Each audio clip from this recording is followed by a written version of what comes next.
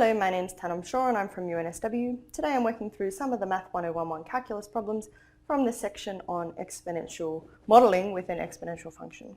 So question 6 is about salt dissolving in water. The very first sentence tells us that salt dissolves in water at a rate that's roughly proportional to the amount of salt left undissolved.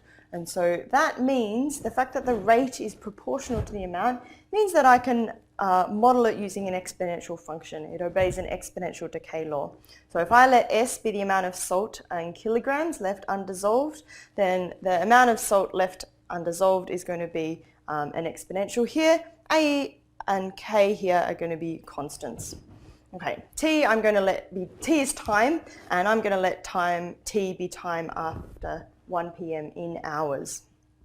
So let's see what information they've given us. Suppose that at 1 p.m. 2 kilograms of salt are placed in a large container of water.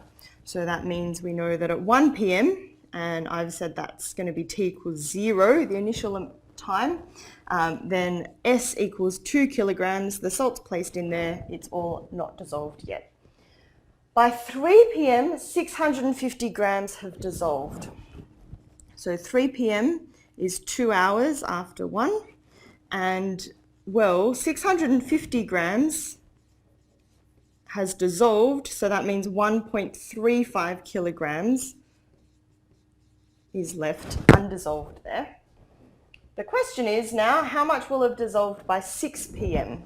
So at 6 p.m., that's 5 hours after 1, we want to work out S, and we want to work out how many grams have been dissolved there. So that's the question. Okay, now we know that it obeys this exponential decay law, so we just need to find these constants here, and we'll find them using these pieces of information that they've given us in the question.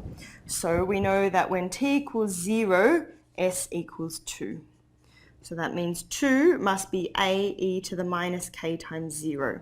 Well, e to the 0 is just 1, so that tells us that A is in fact 2, and our equation is therefore just S equals 2 e to the minus kt there. So we have a slightly better equation there. We know A is 2.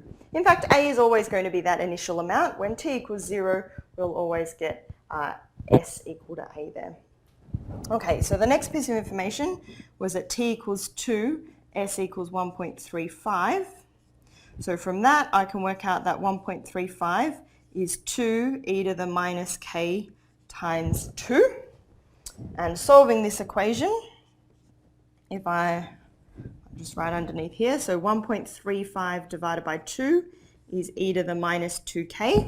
If I take a logarithm of both sides, the logarithm of 1.35 over 2, well, the logarithm of e to the power of minus 2k is just going to be the minus 2k. And so k is going to be minus a half times the logarithm of 1.35 over 2. I can put that in my calculator, keep it in the memory of my calculator as well. So log of 1.35 divided by 2, and I want minus a half times that. So that's 0.1965 to 4 decimal places. Okay, so that's k there. So we have an equation now. S equals, I know A is 2, e to the minus k is 0.1965 t. Okay, so there's my equation there. That tells me how much salt is left undissolved after T hours after 1 p.m. So the question asks us what's happening at 6 p.m. So when T equals 5, S is going to equal 2 e to the minus 0.1965 times 5 there. So I already have that number in the memory of my calculator.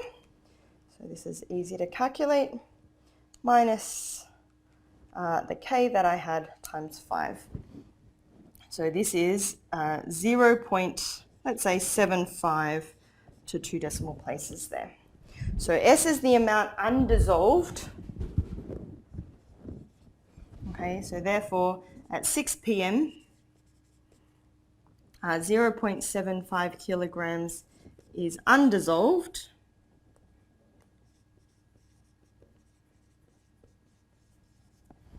Therefore, the question actually says how much will have dissolved.